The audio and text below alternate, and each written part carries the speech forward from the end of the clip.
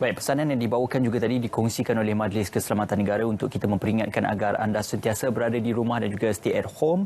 Dan ini juga satu momen yang cukup bermakna buat ahli keluarga kerana sokongan bagi ahli keluarga mangsa juga perlu untuk diberikan secara sepenuhnya. Bukan saja kita yang melihat atau mendengarnya, tetapi ahli keluarga mangsa juga perlu melalui saat-saat ini. Baik, kita akan bersama dengan Tuan Fazli Yusof yang akan bercakap tentang sokongan moral kepada ahli-ahli keluarga mangsa. Assalamualaikum, selamat pagi Tuan. Waalaikumsalam warahmatullahi. Baik, sihat alhamdulillah Tuan. Kita nak bercakap sebenarnya sekarang ni, kalau boleh kita lihat peningkatan kes saban hari yang boleh kita lihat dilaporkan oleh Kementerian Kesihatan Malaysia, mungkin bagi ahli keluarga mangsa yang terkejut ataupun yang belum lagi bersedia menghadapi perkara ini, apa sebenarnya antara sokongan-sokongan asas yang boleh kita berikan kepada ahli keluarga mangsa ataupun ahli keluarga mangsa kepada mangsa yang terjejas akibat wabak COVID-19 juga Tuan? Ya, kita ucapkan takziah kepada semua ahli keluarga dan rasanya seluruh rakyat Malaysia sedang dalam keadaan sama-sama rasa berduka di atas apa yang berlaku.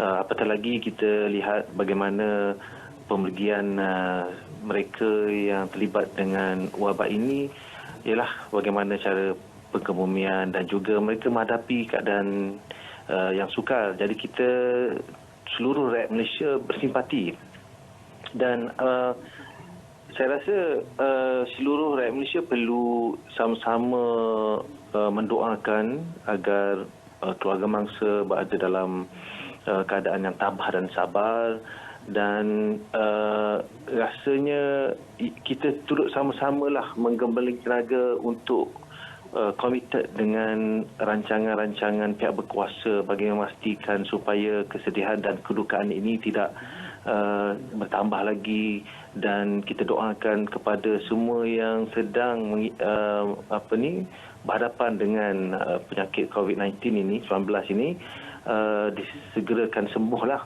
Dan kepada keluarga mangsa, kita minta mereka terus tabah, dan apabila bertabah ni ada beberapa kalau nak diringkaskan tabah tu TABAH tu, T adalah pertama jaga tenaga ya, sebab bila tenaga tubuh kita ni lemah, kita mungkin emosi kita tak stabil. Jadi jaga pemakanan, jaga rehat, itu pertama. Yang kedua, E adalah ingat Allah ya. Ingat Allah yang menjadikan segala sesuatu. Ada kebaikannya, yang Allah tahu yang terbaik bagi kita. Jadi tugas kita ialah untuk sentiasa bersangka baik kepada Allah dan kita doakan yang terbaik. Dan B adalah berdoa ya. Banyakkan berdoa, ahli keluarga doa kepada doa anak yang soleh adalah doa yang dimakbulkan. Dan E adalah amal kebaikan, tingkatkan amal kebaikan. Dan H adalah jaga hati kita.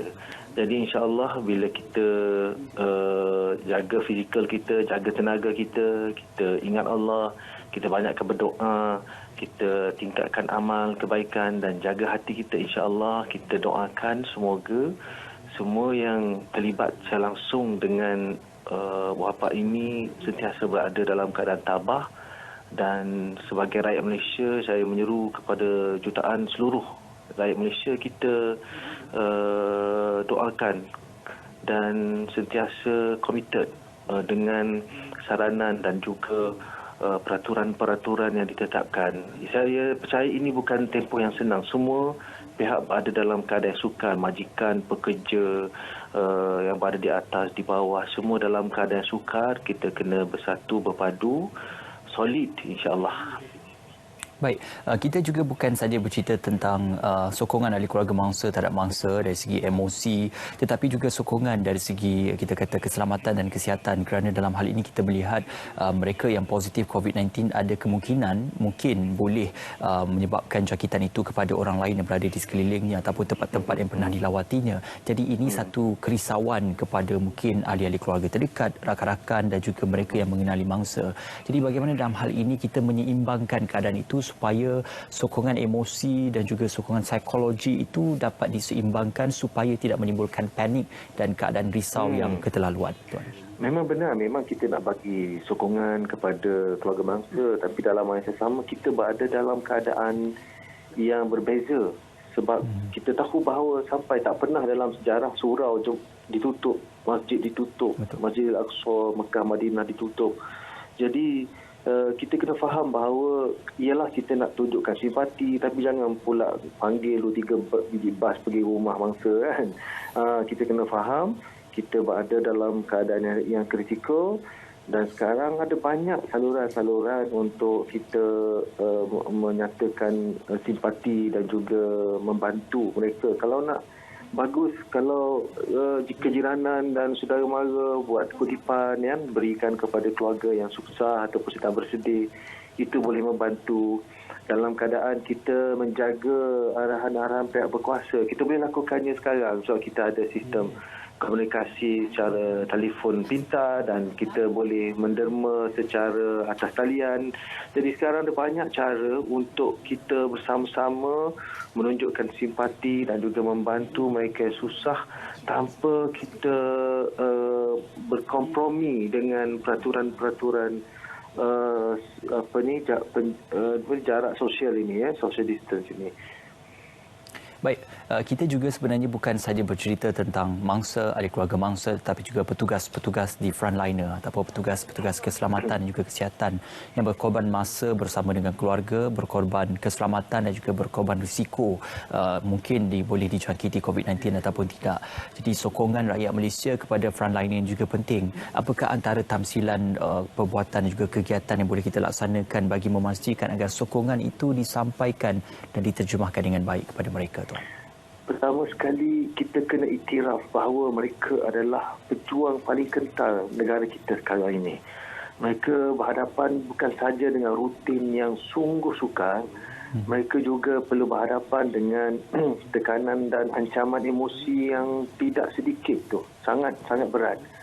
Dan mereka juga menghadapi kesulitan semua orang, iaitu anak-anak di rumah ya terpaksa menghadapi dulu ada restoran, ada tempat makan, sekarang sudah tak ada akses kepada kemudahan-kemudahan seperti itu.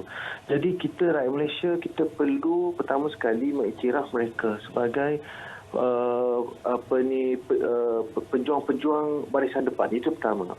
Dan apabila kita menyatakan kita nak bagi sokongan moral, maksudnya selain daripada kita memberikan pujian dan penghargaan dan juga kata-kata semangat, dalam masa yang sama kita kena maafkan jikalau ada kesilapan, kekurangan yang mereka lakukan.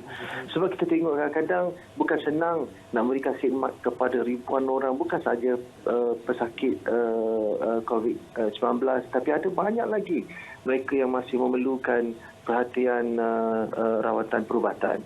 Jadi mereka kadang-kadang mungkin ada yang terlepas pandang ataupun kekurangan lambat tempoh masa dan sebagainya. Kita sebagai rakyat ketika nak bagi sokongan pada mereka dalam tempoh ini, kita kena sentiasa bersangka baik dan kurangkan cerewet, kurangkan komplain dan sebagainya.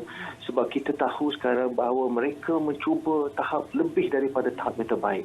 Jadi itu pertama. Yang kedua, sentiasa peka apakah keperluan-keperluan mereka. Sebab mereka juga ada keluarga, mereka juga ada keperluan-keperluan sebagai manusia. Kalau kita boleh bersama-sama sinergi bantu mereka seperti yang kita dengar, ialah apa-apa yang boleh dibantu yang sesuai yang keperluan rumah ke ataupun penjagaan ke sebagainya. Kalau jiran-jiran kita tahu di dalam kejiranan kita ataupun dalam keluarga kita tu ada yang bertugas, berikan saja bantuan kepada mereka untuk memudahkan urusan harian mereka semua. Jadi saya rasa ini yang boleh kita buat. Dan yang penting ialah kita doakan semoga Allah memberikan kesihatan dan juga kekuatan jiwa kepada mereka untuk mengarungi tempoh yang sukar ini. Baik Tuan, secara ringkasnya mungkin harapan dan juga pesanan Tuan juga kepada seluruh rakyat Malaysia yang sedang menyaksikan dan juga mendengar informasi yang kita bawakan pada Selamat Pagi Malaysia pada hari ini. Oh yes, kepada semua yang mendengar Selamat Pagi Malaysia pada pagi ini. Ini hari tak, kita belum sampai seminggu je, belum sampai seminggu lagi. Dan kemungkinan keadaan mungkin kita akan tamat dalam hujung bulan ini. Tetapi kita kena bersedia kemungkinan yang berbeza mengikut kajian dan juga nasihat pakar-pakar.